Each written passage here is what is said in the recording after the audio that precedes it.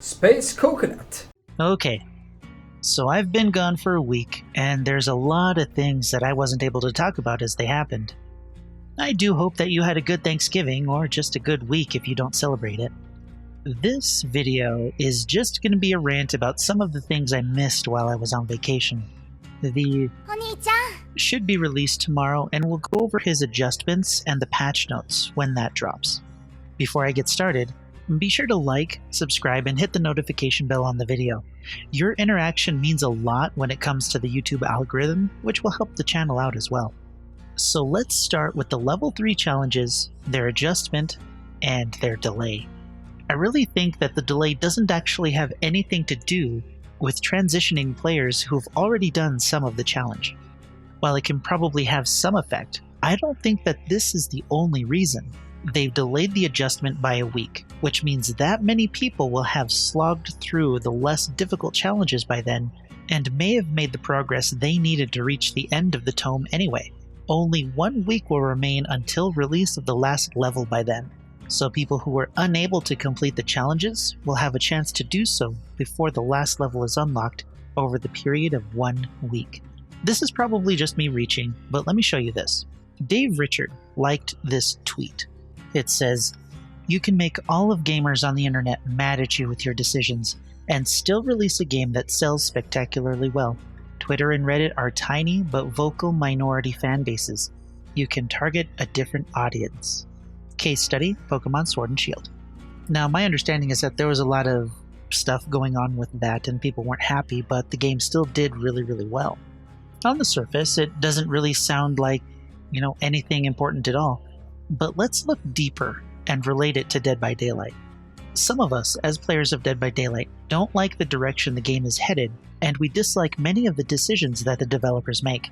We make posts and videos about the various problems we have with the game, and hope that the devs will hear us and do something about it. Unfortunately, we are the vocal minority. They consistently ignore feedback in favor of their flawed 2-kill 2-escape balance system, which, I'm definitely going to talk about in a future video, but let's move on. They don't really care about what we have to say, let alone taking our concerns seriously enough to do anything about them. Many of us dislike the implementation of a battle pass, the focus of balance being placed on mid-skilled players, the various adjustments made under the banner of fun, and the overall "we know better than you" sentiments of the dev team.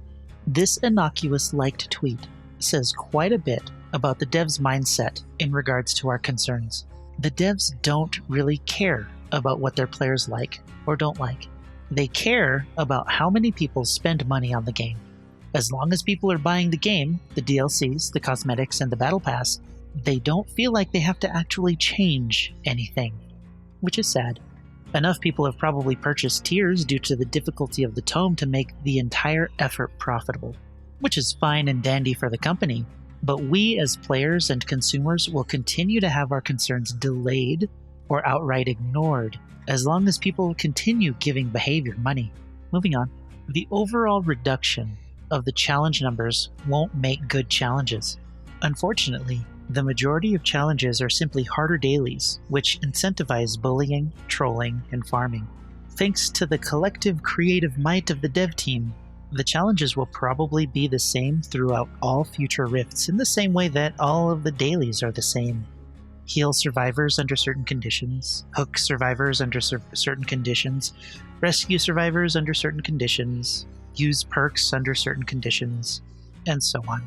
Through this delayed week of changes, they're testing how long these challenges keep people playing and how many people still pay for the pass itself, as well as how many tiers those people will purchase to get to the end. They're trying to find the right balance, which is also why the challenge adjustment was delayed, in order to find the point where the most people will get far enough in the rift to purchase it if they haven't on day 1, as well as how far someone will make it before choosing to buy the remaining tiers. They can't find this point if they adjusted the challenges right away. The game itself doesn't lend itself easily to creatively fun and exciting challenges. In all seriousness, which challenges have led to a fun and exciting match for all players involved? Basement builds, blinds, no-ed, farming, tunneling. Most of the matches, I'd bet, have created more frustration than enjoyment for the majority of players. There are, of course, people who are enjoying the addition, and that's fine, but I believe they're willfully ignorant of the quality of the challenges and what their purpose actually is. But again, this is just a business, and there's nothing we can do about it since so many people still throw money at the game. But since there really isn't anything we can do about it, it means that there's going to be plenty of opportunities to call out the devs on their BS. And thankfully, there are people who recognize that there are practically no other content creators calling them out, like us. And maybe that's the direction that we'll go. After all, constructive criticism can be brutal and indifferent to the delicate feelings of others, while still being somewhat entertaining. The devs aren't stupid. They just don't care about our concerns enough to do anything about them. I'd really like to see the devs come out with a list of things they're working on in the order of priority, in addition to another list of things that they want to work on that are currently on the back burner. Death Garden finally died, so that game will no longer be sucking resources from Dead by Daylight, but I'm not entirely convinced that this means better balance and fixes for our game though. I'll bet you that we'll be hearing about another new game from Behavior in a year or two. It'll probably be Dead by Daylight 2. In some funnier news, the devs released stats of killer power versus popularity, but in a later post they explicitly say not to draw any conclusions from them. So what's the point? According to this statement, these are based on the past 3 months, so it's interesting to see how popular the Spirit is versus the Nurse now. They specifically give stats on the Nurse, but they don't actually tell you what the stats mean. All ranks before and after. Is this her kill rate? Her pick rate? Red ranks before and after? Let's ask the same questions. And like all the stats together, what are the actual numbers? How were DCs handled? How were troll matches handled? How was her pick rate impacted? And how did that impact these stats? What does the kill rate actually represent? How long did those matches last? There are a lot of questions we can ask, but we're never going to get the answers to, since the devs are quite obviously using the stats to tell a very specific story. There's a book called How to Lie with Statistics, which I'm very glad to have read when it comes to how the devs like to present their stats to the community. I'll just show you this image. By choosing a very specific data range, you can make some graphs more impactful to sway people towards a specific mindset. This is what the devs do with the stats they release. They create a very specific story with the stats in order to appear like they're giving out good information, when in actuality, they're basically saying the bare minimum. We'll never get the full story until they actually release the full raw data, and some smart people manage to get through it and process it in a way that shows the full story. Maybe that'll happen someday. Regardless, I do think that the pick rate for the Hag is very telling about how players like to play this game, and how Trapper is a much more popular strategic killer. Being good with a less popular killer is very satisfying to me, and it creates a sense of accomplishment that I rarely feel in this game. That's about all for this one. I really wanted to make a more positive video, but that tweet and the delay really seemed like we were just being screwed with, and the stats said nothing new, were clear as mud, and were deliberately made vague and broad, so they could say they gave us stats without actually giving us anything at all. Anyway, you have a choice.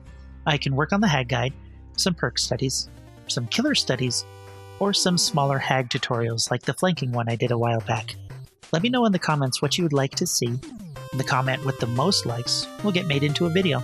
Be sure to also let me know what you thought of this video, what topics you'd like me to cover in the future, and let me know if you don't really like these kind of negative videos. I read every comment, so leave one for me. Until next time, I'll see you in the fog.